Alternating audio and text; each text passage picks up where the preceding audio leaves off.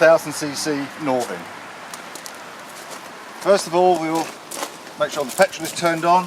We've got a single tap in this case and the lever points down.